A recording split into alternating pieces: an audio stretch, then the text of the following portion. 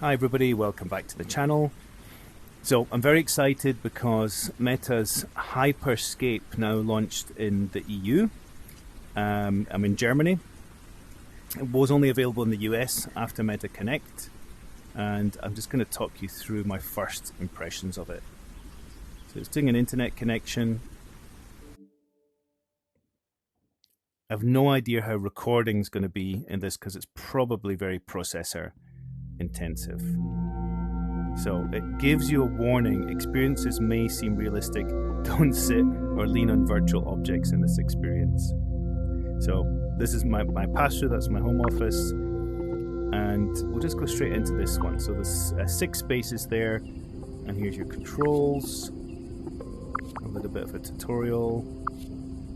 So this is a Gaussian Splat running fully on Quest 3, a standalone VR headset, and hopefully you can see this carries across into a YouTube video that the result is stunning. So something that you won't get by looking at this on YouTube is that everything is 3D here. So if I move around, of course, you can see I can look around this chair and the whole scene is an accurate 3D scene. Now the thing about Gaussian splatting is that it's not triangles, so that the usual way of rendering on a computer is triangles. If I move up close here, you can see that this chair is made of little splats, little brush strokes. And this is a technique that basically allows you to capture not only the 3D geometry effectively, although it's not geometry in the traditional form, but the interesting thing about this technology is you're effectively capturing a light field. So you can see as I move here, the reflection on that TV over there is accurately updated. So I move to the left and I see more of the green of the outside. And if I move to the right here, sorry, small space, you can see that shadow disappears. The other thing is, I'm looking over here through this window, and this must be a semi-opaque window. I can actually partially see through it. I can see the Meta offices through there and everything on the other side there. And if I move around, I guess I'm going to get even some reflections. This must be paper. Okay, that's a paper board. But yeah, see on the back there, this is a blind.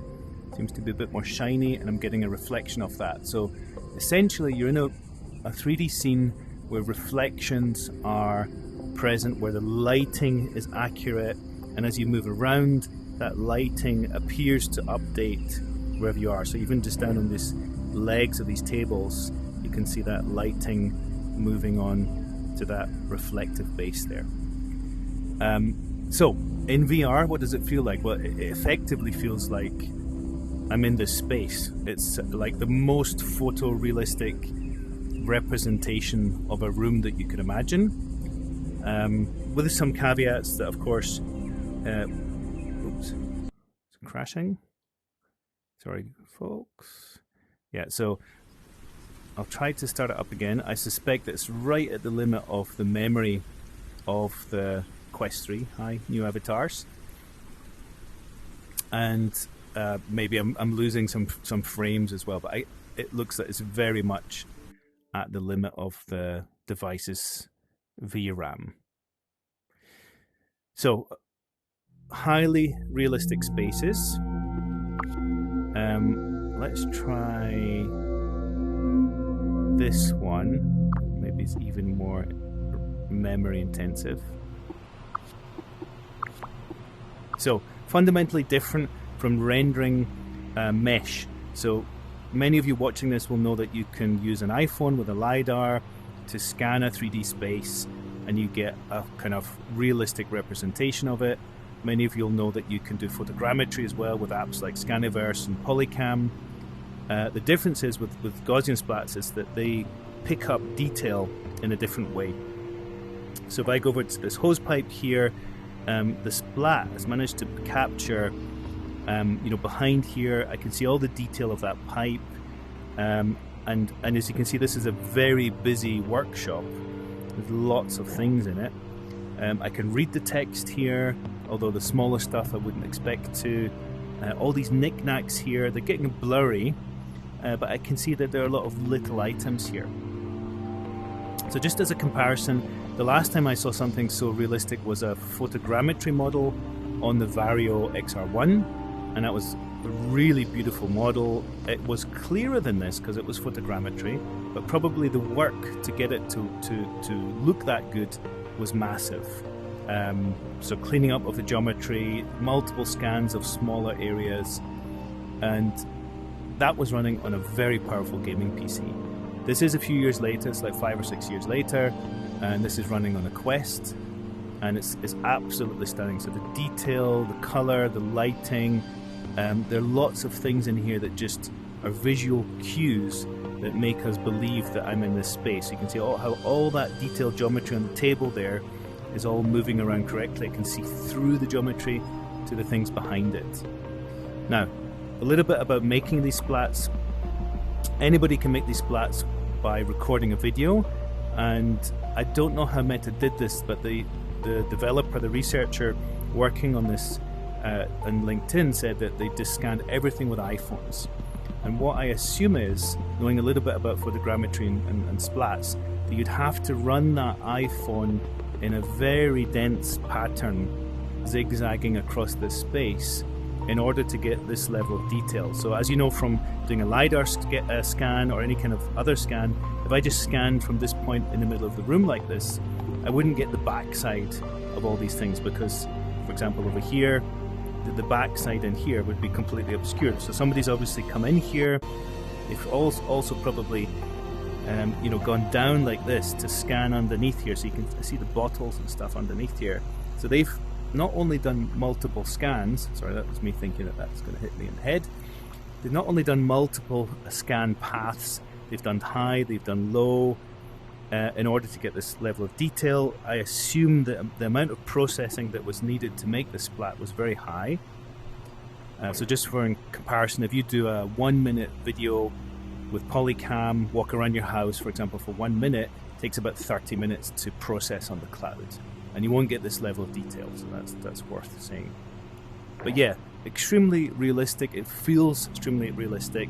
I'm assuming that the scan to do this was at least 10 minutes. Somebody walking up and down multiple paths, high and low, wide angle probably, and then the processing to get it to look like this and to run on a mobile VR headset is, who knows how much processing. So the interesting thing is, I'll just go back to one of the other scenes. The interesting thing is, I think that the time to go from scanning to go to a realistic Gaussian splat like this is going to come down over the years, like everything else. So first of all, scanning, you do that by walking through with your phone, making a video or a nice SLR camera. You can already do that today with drones. You could even automate a drone with detection, object detection, and just have it like fly through here and scan. The one thing I'm not too sure about, but one thing I assume that may work one day is if you had wide angle cameras, maybe 360 cameras, and you had multiple 360 cameras in here recording, then I'm wondering if those multiple feeds could be stitched together to make splats.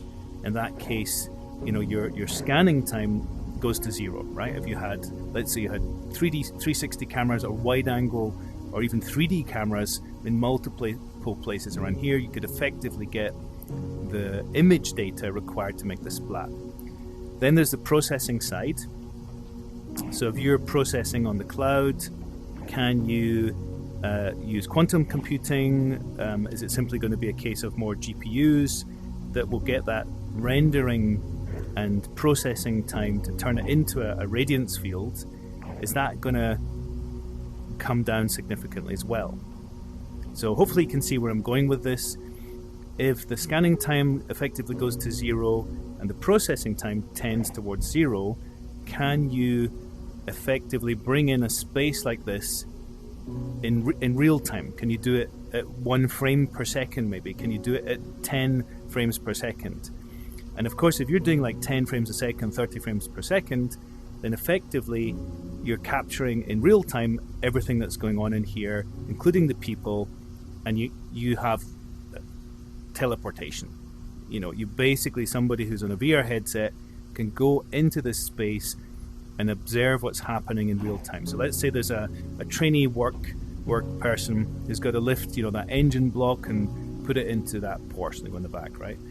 And you could be there, and of course you're not physically there, so you can't put their hands on the tools, but if they have Orion glasses on, some augmented reality glasses on, they could maybe just see your hands or see what you point at. So you could say, yeah, undo this shackle here. So you can see already this splat is useful enough that I can identify small details. So it's like, use the key on this shackle here, undo that with this tool here, and then you'll, you know, attach it to the engine, etc., etc. So you can see where I'm going. The potential of these kind of real-time scans just becomes crazy for humanity. It basically makes us location independent, which is one of the big kind of climate challenges we have, we have to travel around so much in order to collaborate. Yeah, so on that, I'll just go into the last scan. Try it out. It's called Hyperscape. It's from Meta Horizons. I think it's called Meta Horizons Hyperscape. You can use that in the EU just now. And yeah, wander around these spaces. You won't see anything that looks as real, I think. Maybe if you go into the old HTC Vive and look at their photogrammetry scans, they're really good. But this feels like a whole different level of quality. It's very special what's going on here. Right, that's a long enough video for now. Check it out, Hyperscape by Meta. It's Gaussian Splats. You can do that with Polycam today on your own phone or Scaniverse. You don't even need an iPhone with LiDAR. Give it a try and see what you make from that technology. It's a bit harder to bring in Gaussian Splats onto your Meta Quest today. There are some apps that allow you to do that, but at least start scanning. That's all for now, and I'll leave you with this nice artwork. Cheers, bye bye.